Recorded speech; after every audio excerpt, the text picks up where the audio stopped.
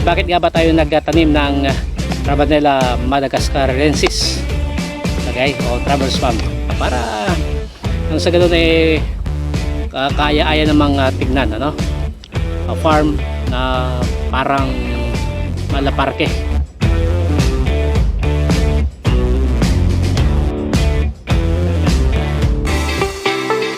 Dulang Ti Ilocano Channel, your kakwentuhan and food adventure channel. Ang susunod po natin na episode ngayon ay magtatanim po tayo ng Rabanella madagascarensis o tinatawag po na traveler's palm. Ito po. Yung kanya pong dahon ay kahawig po ng dahon ng saging. Ngunit yung kanyang puno ay kahawig po ng palm o puno po ng nyog o palmera. Yan. So, ito po siya. Okay. Kinuha ko po ito sa Ibayong Barangay na hingi sa aking tiyahin. Yon. So bali dalawa po ang ating itatanim. Meron pa po doon. Yan. Handa na po ang ating mga materyales sa pagtatanim po ng traveler's palm o Rabanella madagascarensis. Yan, bakit po tinawag na traveler's palm? Okay, trivia lamang po bago po tayo magtanim. Dahil nag-iimbak po ito ng tubig. Okay? So yung dahon po kasi nito na parang kahawig po ng saging, nag-iimbak po yan ng tubig ulan. Aagos po yan patungo po rito sa kanyang tangkay. Pababa. Yan, and then maiipon po rito. Yan. At pwede po yang gawin pong inumin. Bubutasan lamang po ng kutsilyo. Yan, ay tutulo na po dyan na tubig. O lalabas na tubig, no? Yan, nung hinukay ko po ito, pinutol ko. Marami nga talagang tubig na lumabas po rito. Okay, so ginagamit po ito for emergency. Okay, so ito. Ang una po nating itatanim na traveler's palm dito po sa ating raging area. At kailangan po natin ng mga sanga ng kahoy. Yan, nilagyan na po natin ng tilos. Dahil gagamitin po natin ito na pangbakod para protection po mula po sa mga alagang manok. Okay, para hindi po hukayin yung puno. At syempre may dalawa pong malalaki na sanga. Ito po yung magsisilbing protection din po ng ating itatanim na Rabanella madagascarensis o traveler's palm. Yan, samahan po ninyo ako sa pagtatanim ng traveler's palm.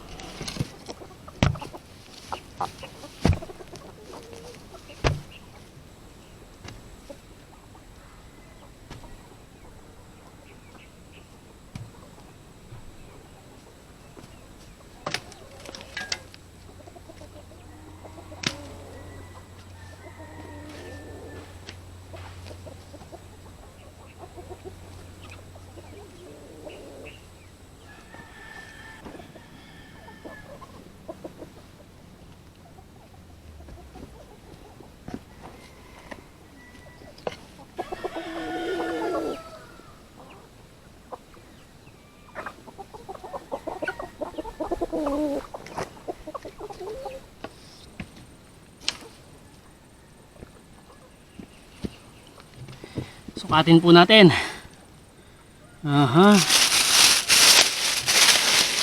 Nandito yung lupa. Yan, nandito po yung lupa. Ibabaw ng lupa. So kailangan siguro mga ganyan. Kung kalalim. Yun, tamang tama lang. Ilalagay na po natin ang ating traveler's palm sa butas.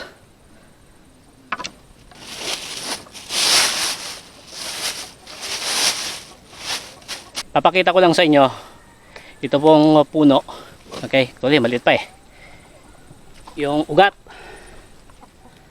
Parang ugat siya ng saging o kaya nyog. Yan, putol. malambot yung kanyang puno. Okay, lalagay natin sa butas.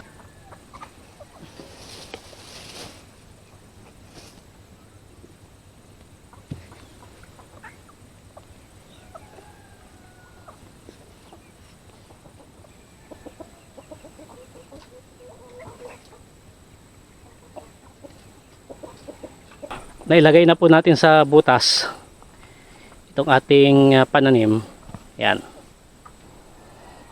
Okay, so sakto lang yung ating ginawang butas. Ngayon, layo tayo ng konti. Kung napapansin po ninyo, hindi po siya straight, patayo. Yan, medyo tagilid ng konti. Siguro mga pinagilid po natin ito ng mga nasa 85 degrees. Yan. Protractor natin. Yan. 85 degrees. Yan. Okay. Ang purpose po natin kung bakit medyo patagilid, dahil dito po kasi banda sa bandang silangan, open space po yan. Malayo po yung bundok. Okay. So kapag may bagyo, malakas yung ihip ng hangin, hindi po basta mababagsakan yung pububong ng ating chicken house kung sakasakaling lumaki po itong ating traveler's palm. Ayan. Okay, sapagkat dito po, banda rito, bundok po yan saka may mga naglalakihang puno ng kahoy, kaya medyo palis po yan. Okay. Pero habang lumalaki po yan, unti-unti rin po yung kumbaga siguro mga bandang dito tutuwid na rin po yung kanyang puno. Ayun. Yun lamang po yung ating purpose, para hindi po mabagsakan kung sakasakali yung pong ating chicken house. Okay, so tatabunan na po natin ang ating pananim.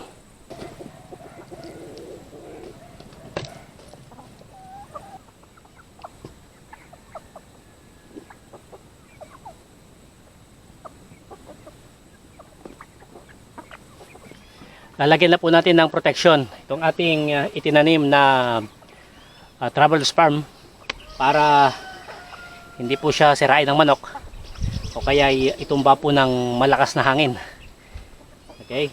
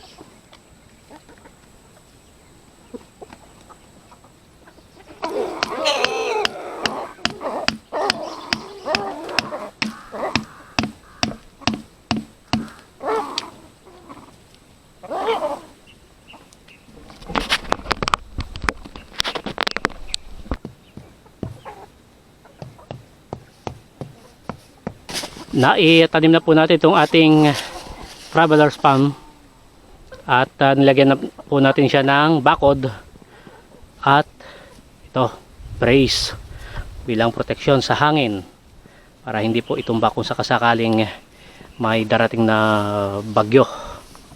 Yan. Tara sa kabila at itanim po natin yung isa pang traveler's palm.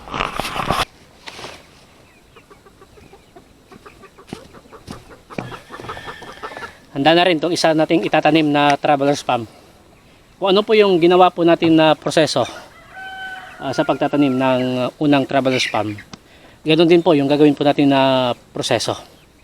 Ngayon, bakit nga ba tayo nagtanim ng Rabanella madagascarensis? Okay, o traveler's palm. Yan. Ito po ay magsisilbing palamuti. Okay, dekorasyon lamang po sa ating riding area para nang sa ganun kaya-aya namang tignan, ano? Farm na parang malaparke. Okay. So, doon po banda sa may tapat po ng pala natin ilalagay o itatanim ang ating traveler's palm.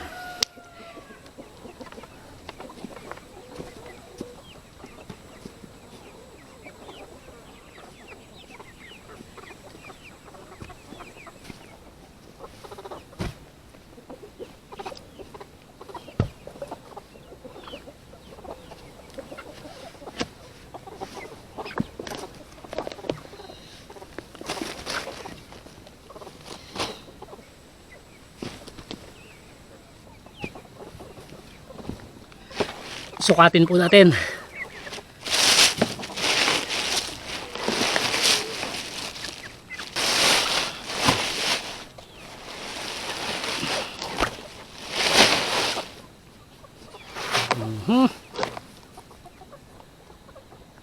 Yan. Hop. Tamang-tama lang.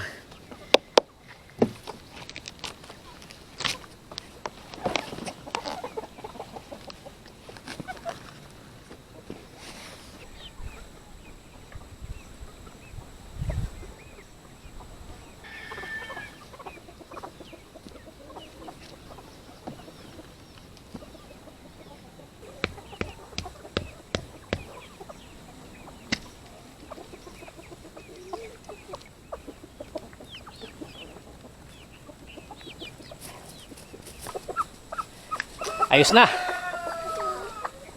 Naitanim na po natin. Hindi po basta-basta makakapasok yung pong manok po dyan. Yung kanilang ulo, pwede. Kung meron po silang tutukain sa loob po ng ating binakuran na halaman. Okay. So, protektado na rin po siya mula po sa hangin. Sana nga, mabuhay po ito para maganda naman po tingnan itong ating raging area. Alaparke, malaparke. Yan, sa kabila. Ganun din po. Hindi na rin po papapasok po ng manok po yon. Yung kanilang ulo lamang po ang pwedeng ilusot o kaya ipasok. Aha. Hindi muna po natin didiligan.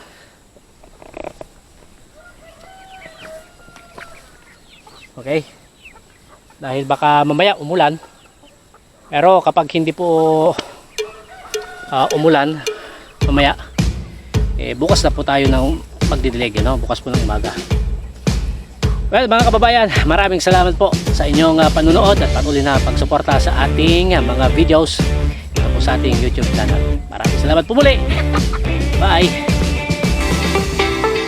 Dulang Ti Ilocano Channel, your kakwentuhan and food adventure channel.